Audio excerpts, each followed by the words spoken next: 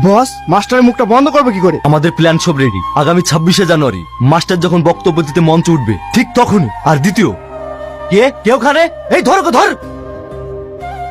এত লেট করলে হয়? তাদের গাড়ি ধরো। ওই যে মেয়েটা গাড়িতে চড়ি পালাচ্ছে।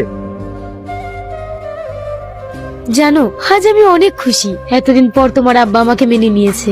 আরে না না, তোমাকে আমি বলেছিলাম না আমার আব্বার মতন মানুষই হয় না। আমি আব্বার কাছে যখন যা চেয়েছি আব্বা আমাকে সব দিয়েছে, আমাকে কোনো কিছুর অভাব বুঝতে দেয়নি। আচ্ছা, তোমার আব্বা যদি আমাকে না মেনে নিত তাহলে কি তুমি আমাকে বিয়ে করতে?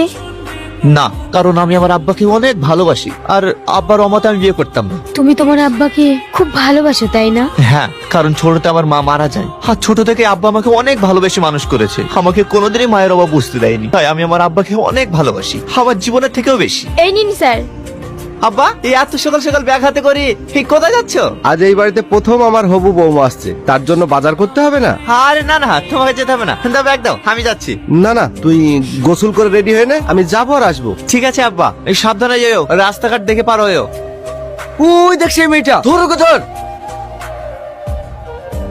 টনি, শান্ত হ ভাই, একটু শান্ত হ। কি করে শান্ত বলতে পারি? টনি, সালো তুই যাইছো ভাই, কালকে যে মেয়েটা আমার আব্বাকে ধাক্কা মেরেছে ওই মেয়েটাকে আপনি চেনেন? কি করে চিনবো বলো? তোমার আব্বাকে যখন ধাক্কা মেরে পালিয়ে যায় তখন মেয়েটাকে আমি পিছন থেকে দেখি। সপরিরা কি কথা, এত বড় বাজের আমার আব্বাকে ধাক্কা মেরে দিয়ে পালিয়ে গেল, আর ওই মেয়েটাকে কেউ দেখেনি? অনেক রাত হয়ে গেছে, চলো বাড়ি চলো।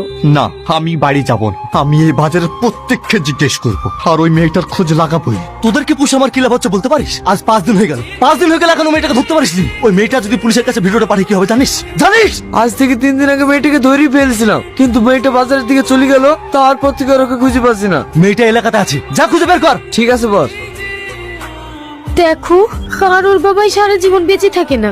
যেটা হয়েছে ভুলে গিয়ে চলো না আমরা নতুন করে জীবন শুরু করি। না, এটা তো হতে পারে মেয়েটা নির্দোষ। চুপ করো, খবরদার রাস্তাপাড়ে হয়ে কথা বলবো না। দ্বিতীয়বার যদি এরকম কথা বলো না, তোমার সঙ্গে চিরদিন কার জন্য সম্পর্ক নষ্ট করে দেবো। তুমি সবসময় এরকম মেজাজ নিয়ে কথা বলো কেন? টনি, টনি, মেয়েটা এবার ধরা পড়ে যাবে। সিসিটিভি ফুটেজ পাওয়া গেছে, তাড়াতাড়ি চল। হ্যাঁ ঠিক আছে, চ। কি বাবা, তুমি বসে কেন? চলো।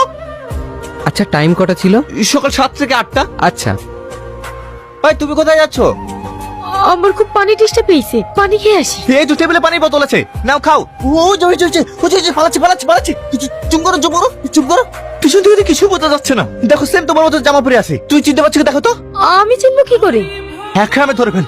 সালমা, ওই জামাটা তুমি কোথায় থেকে কিনেছো? কেন, কি হয়েছে? কারণ যে দোকান থেকে তুমি এই ড্রেস নিয়েছো সেখানে গিয়ে জিজ্ঞেস করবো, আর কে কি এই কালার ড্রেস নিয়েছে, তাহলেই পরিষ্কার হয়ে যাবে।